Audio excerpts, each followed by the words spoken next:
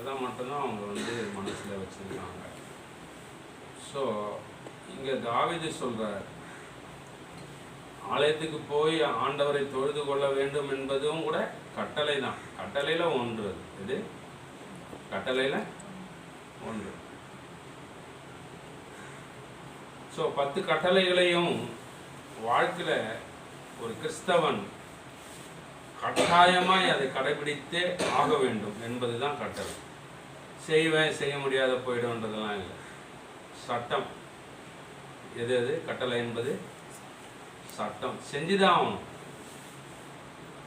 ஐயோ எனக்கு முடியலையே அப்படியெல்லாம் இல்லை, செஞ்சே தான் ஆகணும். செய்யலைன்னா தண்டனை. ஞாபகம் வச்சு, கட்டளையை மீறுவதே பாவம். ஆமாம், நீ போய் பேசலை, திருடலை, இல்லை கெட்ட வார்த்தை பேசலை, கெட்ட பழக்க வழக்கம் உங்கள்கிட்ட இல்லை, எல்லாமே பர்ஃபெக்ட்டு. ஆனால் கட்டளையை கை கொள்ளலைன்னா அதுவே பாவம். அதனால தான் நிறைய நம்ம சர்ச்சுங்களில் கூட கட்டளையில், ஒரு சில சர்ச்சில் கட்டளைகளை எழுதி என்ன பண்ணுவாங்க, வச்சிருப்பாங்க. என்னதான் எழுதி தொங்க விட்டாலும், என்னதான் எழுதி வச்சாலும், அதை கை கொள்ளாமல் நம்ம வாழ்ந்தோம்னா அது நமக்கு பாவமாக இருக்கு. பிரதானமான கட்டளை, கட்டளை ஃபர்ஸ்ட் கட்டளை சொல்லுங்க பார்க்கலாம்.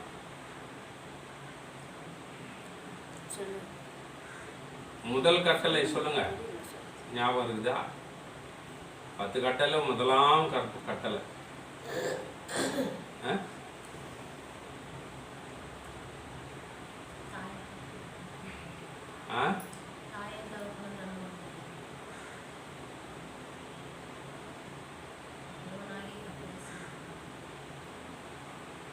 ஃபஸ்ட்டு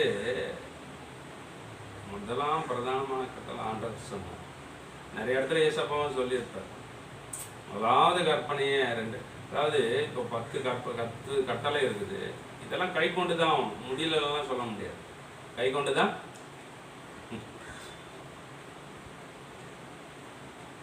முழு ஆத்மாவோடும் முழு பலத்தோடும் தேவனிடத்தில், இது முதலாம் கற்பனை. ஆனால் ஏசப்பா சொன்னார், இது ஒப்பனையாக இருக்கிற இன்னொரு கற்பனையை சொன்னார். இந்த கற்பனையில் தீர்க்க தரிசனம் ஆகமெல்லாம் அடங்கி போச்சு. நான் எத்தனையோ முறை சொல்லியிருக்கேன், ஆனால் சொல்லியிருக்கிறேன் இந்த கற்பனை தான். நீ உன்னிடத்தில் அன்பு கூறுவது போல இதுதான் ஏசப்பா சொன்னார். இந்த கற்பனையை கை கொண்டாலே தீர்க்க தரிசனம் கட்டளை நீ எல்லாத்தையும் கை கொண்டுட்டுப்பான் அப்படின்ற உண்மைதான். அப்ப இதெல்லாம் கை கொள்ளுகிற ஒரு மனிதன் அவன் வாழ்க்கையில ஒருவேளை அவனோட வாழ்க்கை இந்த பூமியில உயர்த்தப்படாமல் கூட இருக்கலாம். ஆனா அவன் சந்ததியாய் வருகிற அவங்க சந்ததி இந்த பூமியில பலத்து இருக்கும். அல்லேலூயா. அதுதான் தாவீது சொல்றார். கட்டளை கை கொள்ளும் போதும் நிறைய பேர் ஏமாளின்னுவாங்க. எல்லாத்தையும் பொறுத்துக்கிறான், அவனுக்கு ஒன்றும் தெரியல அப்படின்லாம் நம்ம சொல்றோம். அப்படி தானே? ஒருத்தன் ரொம்ப பொறுமையாய் தாழ்மையாய் ஒருத்தன் இந்த உலகத்துல இப்போ வாழ்ந்தா அவனுக்கு பேர் ஏமாளின்னு நிறைய பேர் சொல்றோம். ஏமாளி வேற, தாழ்மையா இருக்கிறது வேற. அப்போ அப்படி ஒருத்தன், ஒரு சிலர் பார்த்தீங்கன்னா ரொம்ப நல்லவங்க அப்படின்னு சொல்லுவாங்கல்ல, பக்கத்தாரே சொல்லுவாங்க நல்லவனா இருக்கிறாங்க. நல்லவனா இருந்தாலும் இங்க வசனம் சொல்லுது, கட்டளைகளை பிரியமா இருக்கிற மனுஷன் யாரு? தேவனுடைய கட்டளைகளை பிரியமா இருக்கிற மனுஷன் பாக்கியவான், அவன் தான் ஆசீர்வதிக்கப்பட்டிருப்பான். அப்படி அவன் வீட்டில் என்ன இருக்காதான், குறைவு என்பதே இருக்காது. ஆஸ்தியும் ஐஸ்வர்யமும் அவன் வீட்டில் என்றென்றைக்கும். ஒரு நாளைக்கு இருந்துட்டு ஒரு நாளைக்கு இல்லலாமா எல்லாம் இல்லை, எப்பொழுதும் அவன் வீட்டில் ஒரு நாளும் குறையாத ஆஸ்தி இருக்கும். எப்படி? ஆஸ்தி என்பது என்னது?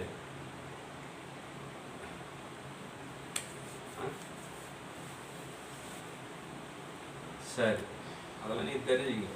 ஆஸ்தி என்பது, ஆஸ்தி வேற, ஐஸ்வர்யங்கள் வேற.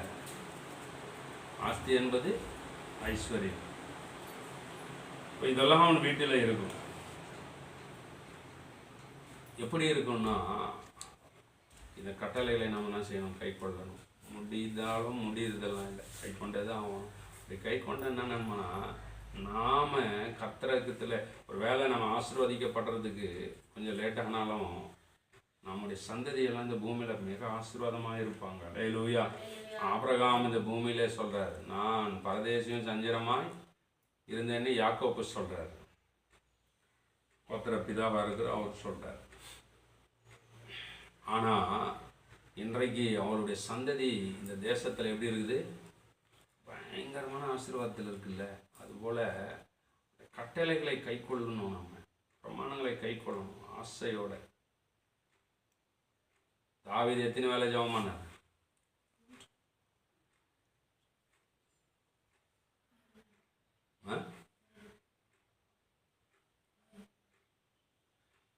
தானியேல் எத்தனை முறை ஜெபம் பண்ணார்?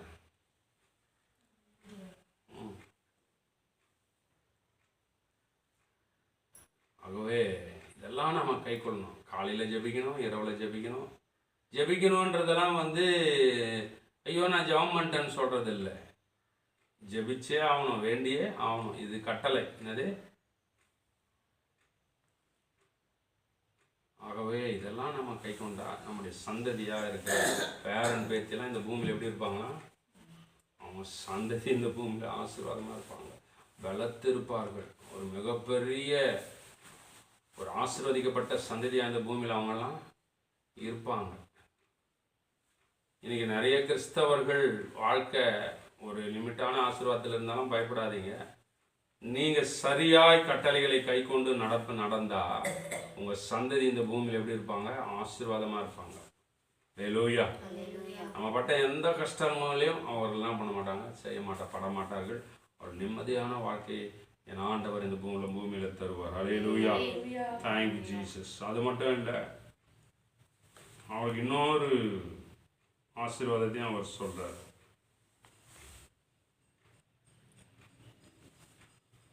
8 வாசிங்களே. அவன் இருதயம் உறுதியாயிருக்கும், அவன் தன் சத்துருக்களில் சரிக்கட்டுதலை காணும் மட்டும் பயப்படாதிருப்பான். அவன் தன் சத்துருக்களின் சரிக்கட்டுதலை காணும் மட்டும் பயப்படாதிருப்பான். அந்த கட்டளை கை கொள்கிற மனுஷன் தனக்கு விரோதமாய் உருவாகிற எழும்புகிற சத்ருகாய் இருக்கிறவனுக்கு அவனுக்கு சரி கட்டுறதுல கர்த்தர் சரி கட்டுவார்ல, அதை காணுகிற வர என்ன பண்ணுவான்? இந்த பூமியில காணும் மட்டும் பயப்படாது கர்த்தரை பார்த்து கொள்வார். இப்படி நிறைய ஆசீர்வாதங்களை நாம் பெற்றுக்கொள்ள வேண்டுமானால் கட்டளையை கை கொண்டு நம்ம நடக்கணும். ஆகவே எப்பொழுதும் கட்டளை கை கொண்டு நம்ம நடப்போமானால் இந்த சங்கீதத்தில் தாவீது சொல்லுகிறபடி நம்ம ஆசீர்வதிக்கப்பட்டிருப்போம். நம்முடைய சந்ததி இந்த பூமியில பலத்து இருக்கும். அல்லேலூயா. அப்படி இருக்க முடியாது. நம்ம ஸ்தோத்திரம் பண்ணுவோம்.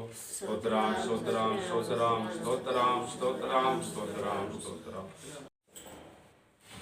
1 கொரிந்தியர் 15ஆம் அதிகாரம்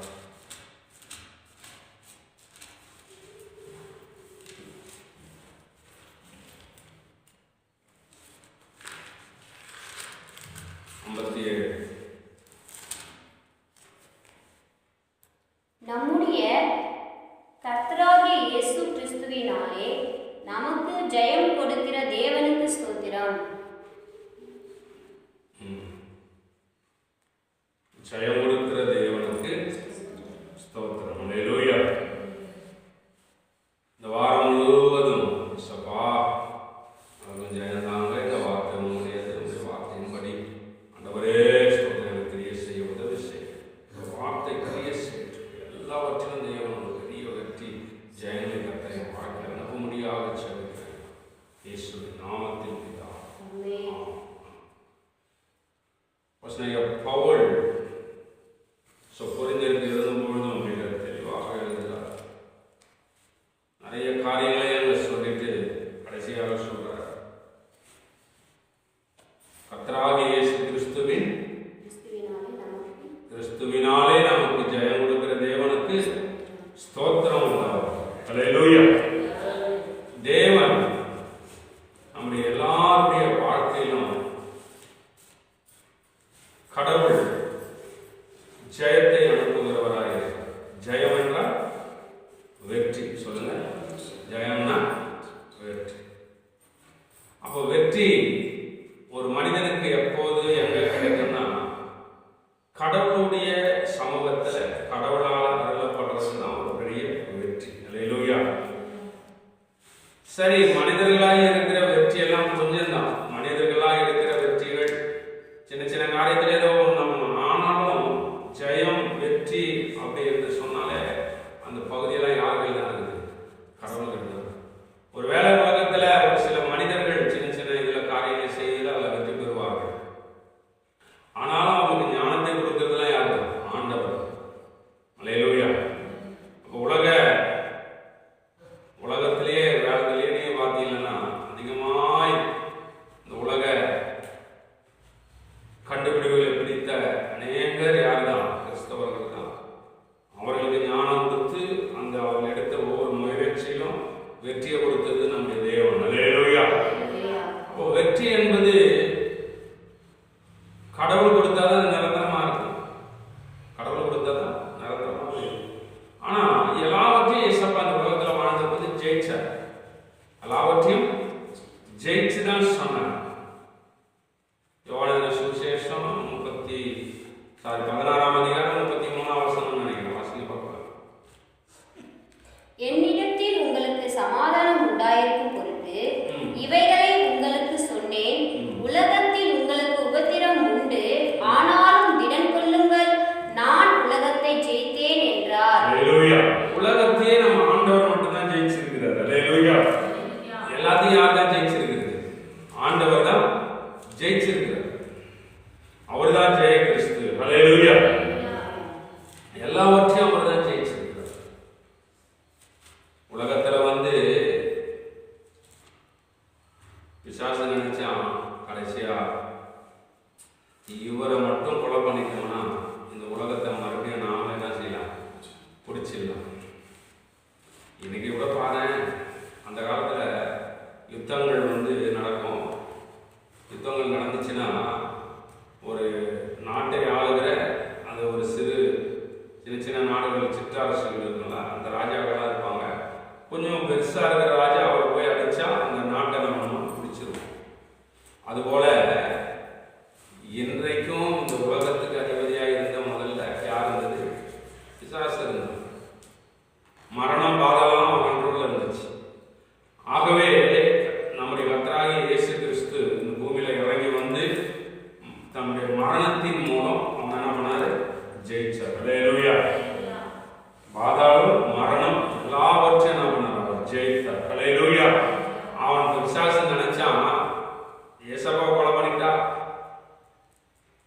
உலகம் நமக்கு சொந்தமாயிடும், அவர் செத்தா அவ்வளவுதான், அவருக்கு அதை முடிஞ்சிடும் அவன் நினைச்சான். ஆனா நம்ம ஆண்டவருக்கு தெரியும், அவர் பிறந்ததே சாத்தானை அழிக்க, உலகத்தை ஜெயிக்கவே பிறந்தார். அல்லேலூயா.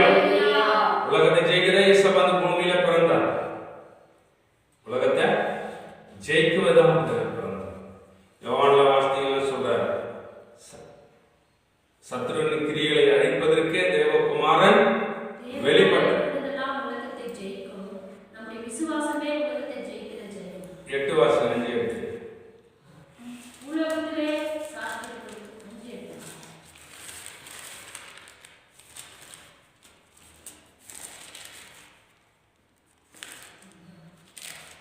இயேசு யோவான் பிசாசனுடைய கிரியை இருப்பதற்கே தேவகுமாரனாகிய கிறிஸ்து வெளிப்பட்டார். 3:8. 1 யோவான் 3:8 வாசிங்க.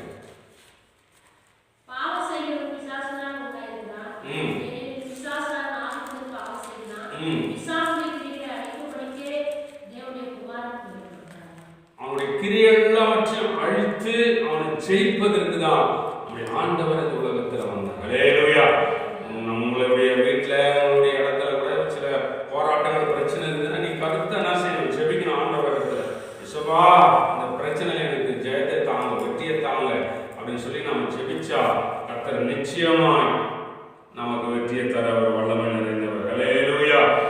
இதுவரை எத்தனையோ இடங்கள்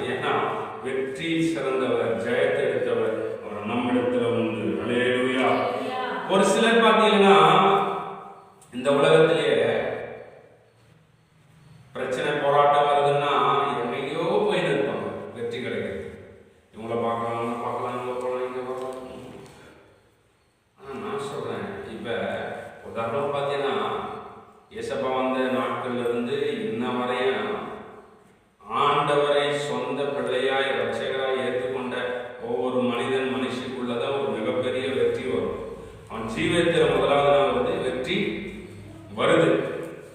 அவன் ஜீவியத்தில் போராடுகிற எல்லா சாத்தானுடைய வஞ்சகத்தெல்லாம் ஏசப்பா வெற்றின்னு சிறந்து அதை அழித்து அவனை முதலாவது என்ன பண்றாரு, தேவனுடைய மகனாய் மகளாய் என்ன பண்றாரு, முதல்ல வெற்றியாய் கொண்டு வர்றாரு.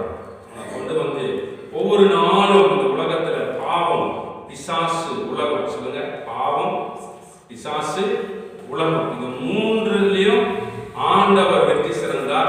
அதே போல ஒரு மனிதனை இந்த பூமியில இந்த மூன்று காரியத்திலிருந்தும் அவர் வெற்றி தர வல்லவர். ஹல்லேலூயா. வெற்றி அவர் தான் தர முடியும். இன்னைக்கு எத்தனையோ பேரை பார்த்தீங்கன்னா எவ்வளவு பாவத்தில் இருந்தவங்கலாம் இன்னைக்கு ஆண்டவர் அழைச்சி அந்த பாவத்திலிருந்து ஒரு மிகப்பெரிய வெற்றியை தேவன் அந்த மனிதனுக்கு தந்திருக்கிறார். ஹல்லேலூயா. எத்தனையோ சாபமா இருந்தவர், சாபம் வறுமை தரித்திரத்தில் இருந்தவங்கலாம் ஆண்டவர் அந்த வறுமையை தரித்திரத்தை சாபங்களை மாற்றி அதன் மேல ஒரு வெற்றியை தந்து எல்லா மனிதனையும் அழைச்சி எல்லாரையும் ஆசீர்வதிச்சிருக்கிறார். ஹல்லேலூயா. எல்லாவற்றிலும் நம்ம ஆசீர்வாதம் பெற வேண்டுமானால் நம்ம ஆண்டவரை துணையாக கொண்டால் கர்த்தர் நமக்கு வெற்றியை அனுப்புவார். ஹல்லேலூயா. உதாரணமா பார்த்தீங்கன்னா லூக்கா சுவிசேஷம் 13ஆம் அதிகாரத்துல படிங்க.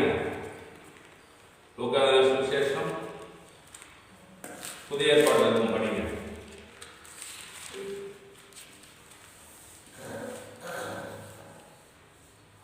நிமிரம் முடியாத பலவீனப்படுத்துகிறார். அப்பொழுது 18 வருஷமாய் பலவீனப்படுத்தும் ஆவியை கொண்ட ஒரு ஸ்திரீ அங்கே இருந்தால், அவள் எவ்வளவும் நிமிரக்கூடாத கூனியாய் இருந்தால், இயேசு அவளை கண்டு தம்மிடத்தில் அழைத்து, ஸ்திரீயே, உன் பலவீனத்தினின்று விடுதலையாக்கப்பட்டாய் என்று சொல்லி அவள் மேல் தமது கைகளை வைத்தார். உடனே அவள் நிமிர்ந்து தேவனை மகிமைப்படுத்தினாள். ஹல்லேலூயா. 18 வருஷம் என்ன பண்ணல, நிமிரவே முடியல. பலவீனப்படுத்துகிற ஆவியா, பலவீனப்படுத்துகிற ஆவி, நிமிரவே முடியல 18 வருஷம். ஆனா இயேசு அன்னைக்கு அவள் சந்திக்க நேரிட்டது அவள் வாழ்க்கையில. ஆனா இயேசப்பா அவள் என்னைக்கு அந்த நாள்ல சந்திச்சாரோ அன்னைக்கே அவள் பலவீனத்திலிருந்து ஒரு மிகப்பெரிய வெற்றியை என் ஆண்டவர் அவள் வாழ்க்கையில செஞ்சார். ஹல்லேலூயா. எல்லா இடத்துக்கும் போயிருப்பாங்கல்ல. அதாவது 18 வருஷமா ஒரு மனுஷன் ஒரு வியாதியில பலவீனத்தில் இருக்கிறான்னா எத்தனையோ மருத்துவர்கள், எத்தனையோ டாக்டர்கள், எத்தனையோ காரியங்கள் பரிகாரங்கள்லாம் செஞ்சிருப்பாங்க. ஆனா ஒன்றிலே அவங்களுக்கு விடுதலை ஆகல. இயேசு அவங்களை சந்திச்ச அந்த நாள் அவளுடைய பலவீனத்திற்கு ஒரு வெற்றி கிடைக்கிற நாளாய் அது அமைந்தது. ஹல்லேலூயா. அன்னைக்கே பலவீனம் மாறிச்சு. 18 வருஷமா இருந்த பலவீனம் என்ன பண்ணுச்சு, மாறிவிட்டது. ஏன்னா பலவீனத்தை செய்தவர். ஹல்லேலூயா. மத்தேயு சுவிசேஷம் 8ஆம் அதிகாரம் 17ஆம் வசனம் வாசிங்க. அவர் தாமே நம்முடைய பலவீனங்களை ஏற்றுக்கொண்டு நம்முடைய நோய்களை சுமந்தார் என்று ஏசாயா தீர்க்கதரிசினால் உரைக்கப்பட்டது நிறைவேறும்படி இப்படி நடந்தது. ஹல்லேலூயா. பலவீனங்களை யார் ஏற்றுக்கொண்டதா? ஏசப்பா ஏற்றுக்கொண்டார். ஹல்லேலூயா. ஆகவே நம்ம வாழ்க்கையில் வருகிற பலவீனங்களா இருந்தாலும் சரி, நோய்களா இருந்தாலும் சரி, எல்லாவற்றிலும் இயேசு மிகப்பெரிய வெற்றியை தருவார். ஒரு மிகப்பெரிய அதிசயத்தை நமக்கு செய்யக்கூடிய வல்லமை நிறைந்தவர் அவர் ஒருவர் தான். ஹல்லேலூயா. ஆகவே அவர் எல்லாவற்றையும் செய்தவர். ஹல்லேலூயா. அவர் ஒருவர் தான் வெற்றி நிறைந்தவர். அவர் தான் நமக்கு பெரிய வெற்றியாக இருப்பார். ஹல்லேலூயா. ஏனென்றால் யோவான் சொல்றார், உலகத்தில் உள்ள அவனை காட்டிலும் உங்களுக்குள்ளே இருக்கிறவர் பெரியவர். யோவான் 4ஆம் அதிகாரம் 4ஆம் வசனத்துல நீங்க படிச்சீங்களா? ஹல்லேலூயா.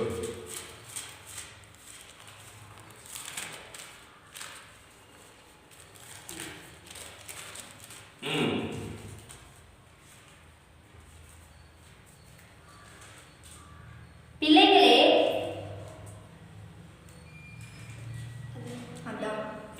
பிள்ளைகளே, நீங்கள் தேவனால் உண்டாயிருந்து அவர்களை ஜெயித்தீர்கள். ஏனெனில் உலகத்தில் இருக்கிறவரிலும் உங்களில் இருக்கிறவர் பெரியவர். ஹல்லேலூயா. உலகத்துல நிறைய காரியங்கள் இருந்தாலும் அவர் நமக்குள்ளே வந்து நம்ம சரீரத்திலேயே நின்று நம்ம சரீரத்தில் இருக்கிற பலவீனங்களை அவர் மாற்ற வல்லவர்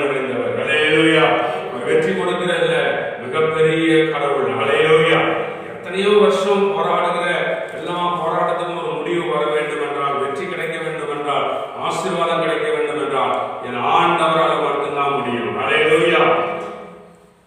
தேங்க்யூ. ஒரு சிலர் அங்க போனா வந்துடும், இங்க போனா வந்துடும். தாவீது சொல்றார், கிழக்கிலிருந்தும் மேற்கிலிருந்தும் ஜெயம் வராது, நம்ம ஆண்டவரால் தான் நம்ம வரும். ஹல்லேலூயா. உதாரணமாய் சில ஜனங்களுக்கு 40-400 மனுஷன் வந்து டெய்லியும் வந்து நிற்பான். மலையில நின்று என்ன சொல்லுவான், இந்த இந்த ஜனத்தில் இருக்கிறீங்களப்பா, உங்களுக்கு அவனுக்கு தைரியம் இருக்கோ அவன் நேரம் வந்து எனக்கு ஜெயிச்சிட்டீங்கன்னா நாங்களாம் உங்களுக்கு வேலைக்காரா. என்ன சொல்றேன், நாங்களாம் உங்களுக்கு அடிமை. ஆனா நான் ஜெயிச்சிட்டேன்னா இஸ்ரவேல் ஜனங்கள் முழுவதும் எங்களுக்கு வேலைக்காரர்கள், எங்களுக்கு அடிமைகளாக இருக்கணும். ஹல்லேலூயா. என்ன சொல்றான், என்ன ஒரு ஆளுங்க ஜெயிச்சுப்பா. இன்னைக்கு கூட அப்படிதான் சொல்லுவாங்க உலகத்துல. சும்மா வந்து யார் தெரியுமா நானு அப்படின்னு ஒரு கால் போட்டுறோ இல்ல கால் ஏதோ குடிச்சிட்டாங்க ரோட்ல பாருங்க, இது குடிக்காரங்க சொல்றது. நான் மாதிரி ஆள் தெரியுமா, நான் யார் தெரியுமா பாரு அப்படி இப்படின்னு கையில முடிந்தது. ஆள் மடக்க மடக்க என்ன பண்ணுவாங்க, யாராவது அப்பா தம்பி கட்டாதன்னா இன்னும் அதிகமாக கத்துவோம். காலையில பார்த்தீங்கன்னா பொட்டிப்பா மாதிரி அடைஞ்சு அப்படியே டவுல தலைமையில போட்டு அப்படியே நைஸா நடந்து வரும். அந்த மாதிரி இந்த கோலியாத் என்றவன் டெய்லியும் வந்து அங்க போடுறது. அங்க படிச்சுலாம் தெரியும், ஒன்றும் சாமுவேல்ல படிக்கல.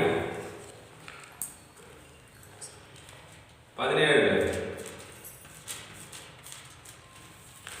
தினமும் காலையில் 17:9 கூட வாசிங்க. அவன் என்னோட யுத்தம் பண்ணவும் என்னை கொல்லவும் சாமர்த்தியன், ஆனால் நாங்கள் உங்களுக்கு வேலைக்காரராய் இருப்போம். நான் அவனை ஜெயித்து அவனை கொல்லுவேன், ஆனால் நீங்கள் எங்களுக்கு வேலைக்காரராய் இருந்து எங்களை சேவிக்க வேண்டும் என்று சொல்லி, பின்னும் அந்த பெலிஸ்தன், நான் இன்றைய தினம் இஸ்ரவேலுடைய சேனைகளை நிந்தித்தேன், நாம் ஒருவரோடு ஒருவர் யுத்தம் பண்ண ஒருவனை விடுங்கள் என்று சொல்லிக் கொண்டு வருவான். சவுலும் இஸ்ரவேலர் அனைவரும் 40 நாளும் வந்து நிற்பான்.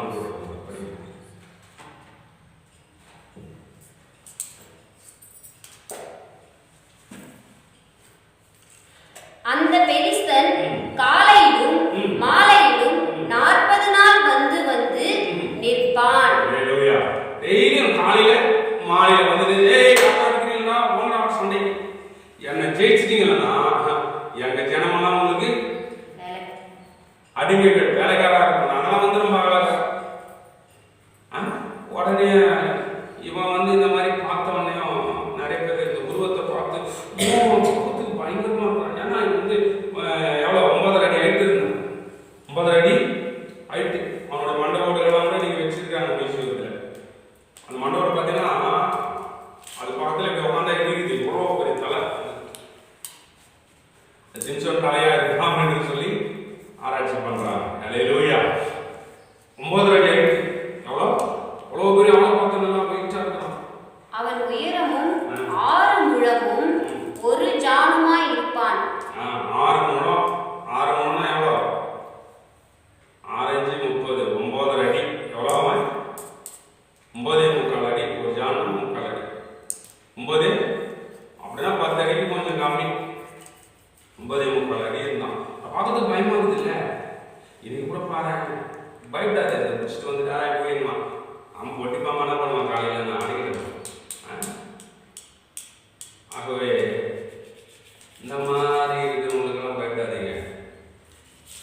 ஆண்டவர் சொன்னார், என்ன சொன்னார், உலகத்தில் உள்ள அவனை காட்டிலும் உங்களுக்குள்ள இருக்கிறவர் பெரியவர். ஹல்லேலூயா. எத்தனை ராஜாக்கள் இந்த பெலிஸ்தன் வந்து நின்னவனே நினைச்சான், யாராவது வாங்க வாங்க வாங்க சண்டை போடலாம் பயந்தான். ஆனா ஆண்டவர் வர சின்ன பையன் ஆடு வச்சிருந்து கூப்பிட்டு கல்லெடுத்து கல்லெடுத்து போய் அடிக்கும் போது சொல்றான், என்னடா கல்லோட வர நானா நாயா அப்படின்னு அவன் கேட்கறான். யார் கேட்கறது? தாவீது கேட்கிறார். நான் ஏன் நினைச்சேன், ஆண்டவர் ஜெயத்தை நினைக்கிறார். ஹல்லேலூயா. அவ்வளோ பெரிய மனுஷன் இவன் வந்து கவனையில கல்ல சுத்தனா அந்த கல்லை சரியாக அனுப்பி அவன் நெற்றியில பட வைத்து அவனை வீழ்த்தியது என் ஆண்டவருடைய நாமம். ஹல்லேலூயா. இயேசு மாத்திரம் நமக்கு விரோதமாய் வருகிற பலவீனமா இருந்தாலும் சரி, அது மனித போராட்டமா இருந்தாலும் சரி, சாத்தானுடைய வல்லமையாக இருந்தாலும் சரி, எல்லாவற்றிலும் தேவன் ஜெயத்தை அனுப்புவார். ஹல்லேலூயா. ஜெயத்தை கொடுக்கிறவர் அவர். எல்லாவற்றிலும் ஜெயம் எடுத்தார்.